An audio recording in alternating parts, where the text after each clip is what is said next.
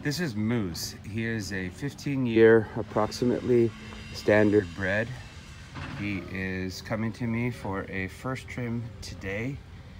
It's been quite a long time since he's been trimmed. As you can see here on his front left, he's got significant flare on the medial side. Hooves are definitely very much overgrown, flare on the lateral right front. The rears have some flaring a little bit, and definitely long walls to trim. Okay, as you can see, his bars are significantly overgrown and they're starting to pop off. You can slide your hoof pickup underneath and just lift, and that bar that is overgrown will come off. So it's easy to identify your bar wall that is overgrown just with your hoof pick. As you can see, as I'm pulling out from underneath, there's decayed sole underneath and thrush. And so we need to remove this to be able to get down to the actual healthy sole level. This white stuff that is flaking off is dead sole. It's not healthy. There's black stuff in there. That's thrush. So although we normally don't want to remove sole, when we have sole that has thrush underneath it, etc., then we need to remove that. Okay, so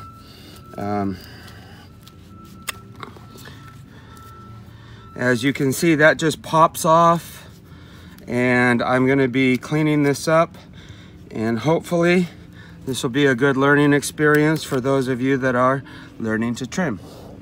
Stop. The first thing I'm going to do is use my nippers to clean up the big chunks of the bar, and I'm just going to start right down and just slide that inside edge in and work it up to the wall bar junction approximately. I'll worry about fine tuning it later. All I'm doing now is removing big chunks. I can clean up the frog that is all the flaps that are trapping in gunk and crap. While I'm at it, it's easier to do with nippers when you have a lot to remove. And most of this is showing some signs of thrush and infection. Once again, that's that black crud in there. It's real easy at this point. Just slide those nippers underneath the edge of that bar, and Moose is being very patient. Really glad about that. I got stomped 3 weeks ago. Not very much fun. Okay, so the bar is still coming all the way down to the apex of his frog on this one, and here it's not coming down as far, but at least I've removed the worst of it now. Okay, so obviously there's a lot of toe that is gonna have to come off here, and the bar walls are the hoof walls obviously are gonna have to be trimmed up a little bit. Because of the pressure, you can see both from the bar and from the hoof wall that the hoof has begun to self-trim. Right now I can't see the white line clearly, but I can tell approximately that the fulcrum, or the whitest part of the frog, or of the hoof, is right there. So using your hoof ring, or in this case I'm using calipers, if I go back to the baseline and measure out the tip of concavity right there, that wall, that would be where my ring is going. And so 3/8 inch approximately beyond that is where I'm going to bring the hoof wall back. So the length of this hoof is not terribly bad, but it certainly needs to be reshaped. And I'm going to be doing that with power tools if he'll let me. So we'll see about that in just a minute. When you have this much to remove, it really is easier to use nippers. If you're only trimming your own horses and you're regular, you don't have to have a set of nippers. If you stay on top of things, you can just do it with your maintenance.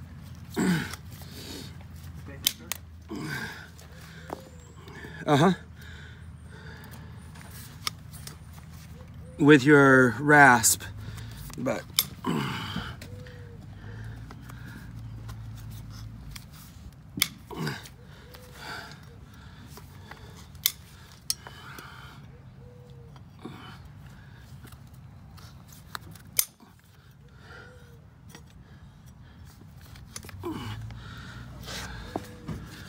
all right, buddy. Good boy. Good boy.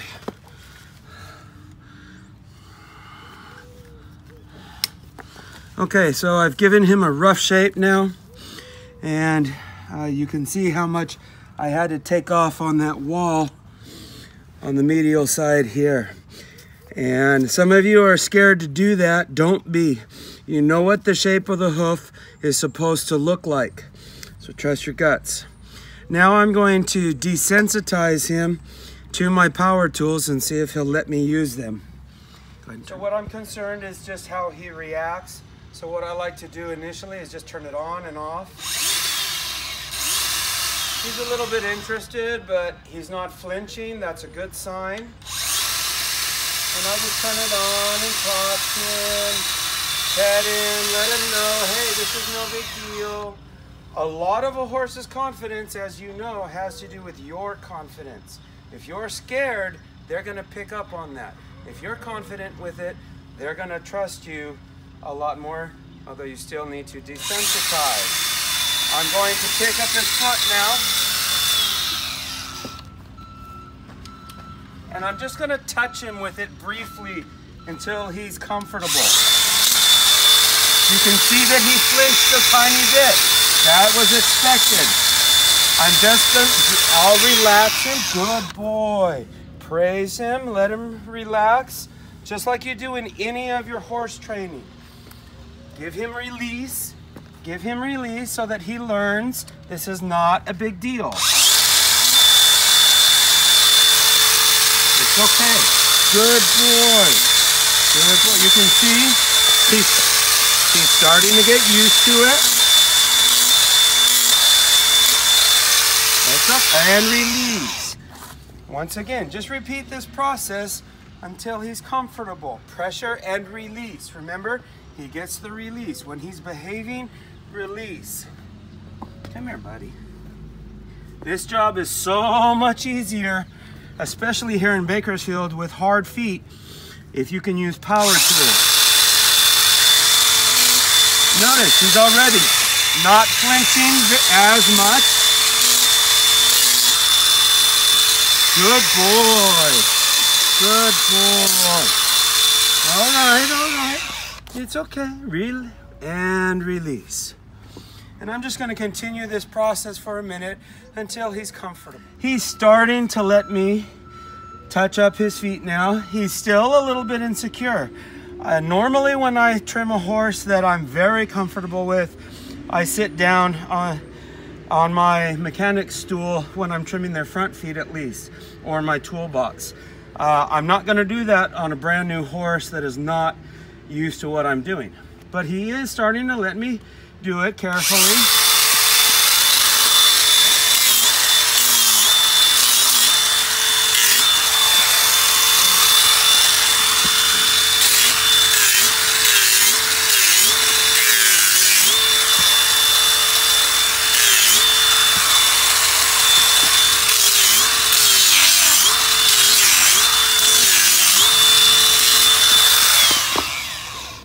And as you can see, it isn't always easy. I can take off as much or as little as I want with my angle grinder. I prefer to use a sanding disc rather than a flat pad.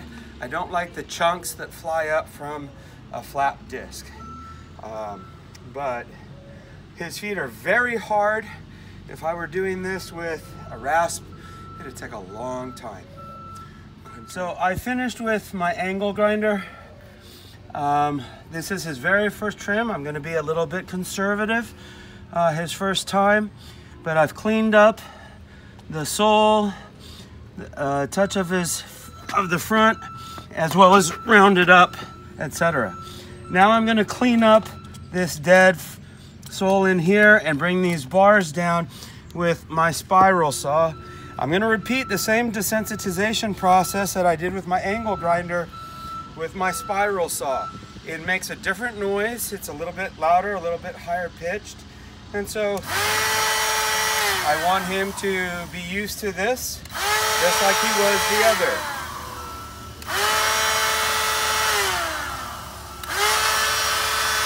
Good boy. Good boy, Moose. Oh, you're a good lad.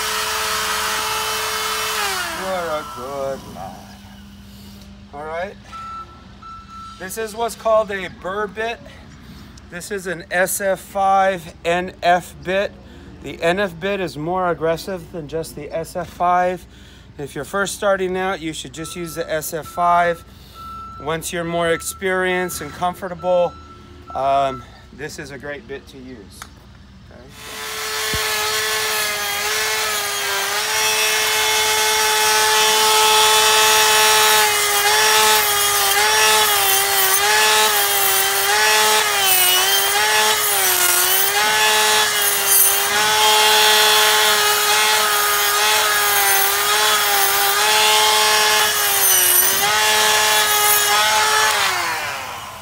Bring the camera in close.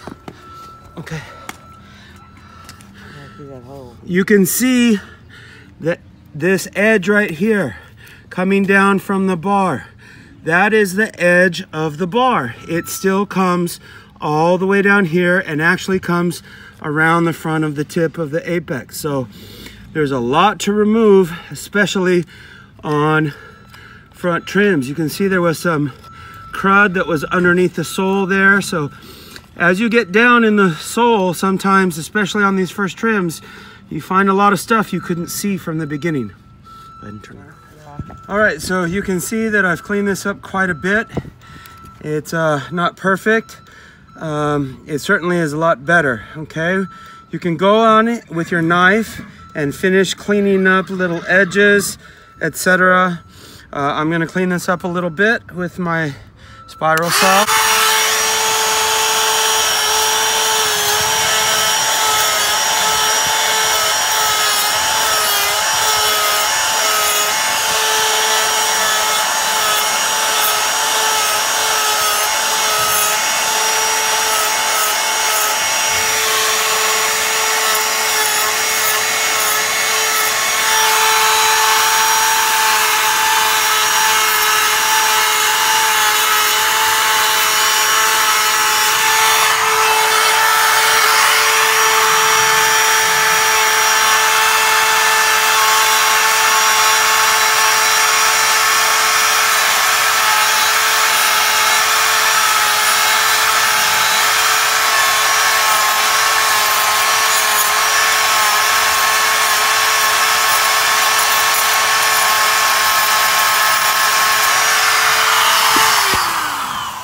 Alright, and that's about all I'm going to use the spiral saw for, and I'll finish cleaning it up with my knives.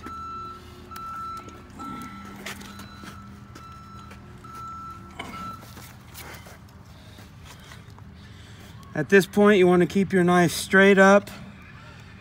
Just use the hook of the knife blade. Go from the bottom of the frog up towards the hoof wall. Remember, you want the bar to be a straight line. Hey, quit.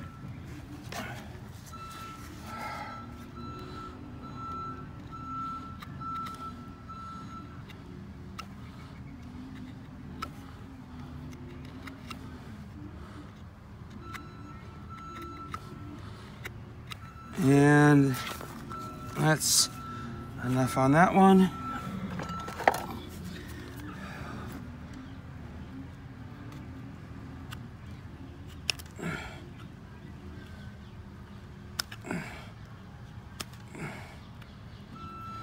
I know you can't see the knife blade. I'm just detailing the bar edges. Oh, good boy. Good boy. Yes. All right, and release. Good boy. I've been using treats every time that he's been behaving with my power tools, and he's starting to relax and really let me do it. So you can see now over here, he's cleaned up nicely. He actually has a nice foot underneath all of there, very nice foot. I need to clean up the central sulcus of his frog. He's got definitely some thrush deep down in there, so I'm going to clean that up, and then I'm going to clean it up from the top. So here you can see the central sulcus groove is cleaned up. The frog's been, I really didn't actually have to trim a lot. I don't want to remove what I don't have to. I think I'm going to go back and actually touch up that medial bar a tiny bit. It's just a touch bit off. You always see those things, especially after you bring down your heels when you do your final balance. Oftentimes what you had done before on your bar is now a little bit too far forward and you need to touch it up again.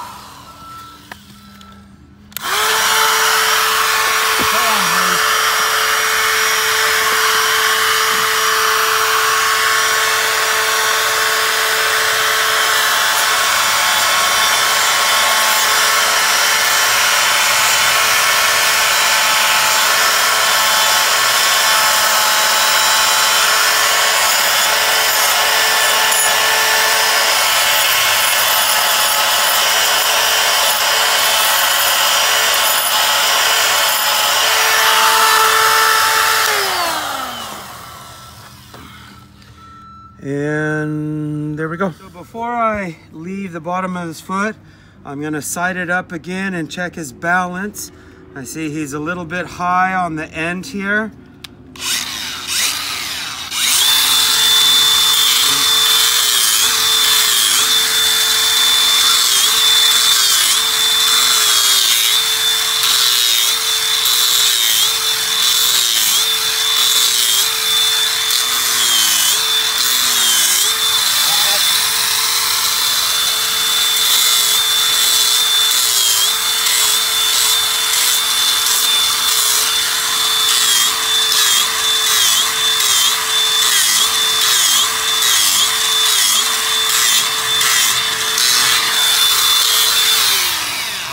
I put in his air gap on the sides as I was brushing out with my angle grinder. He's already got it here. Here I had to give it to him a little bit.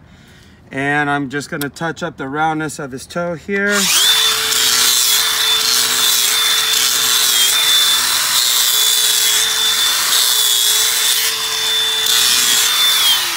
And now he's got a nice bevel and a nice breakover point.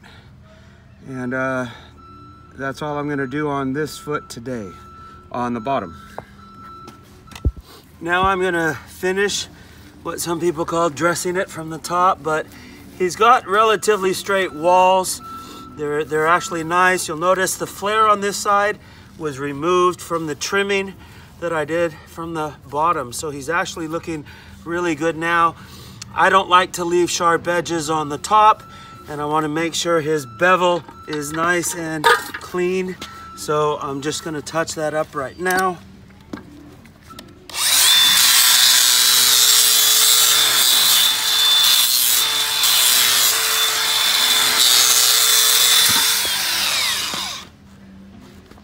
Pick it up. Come on.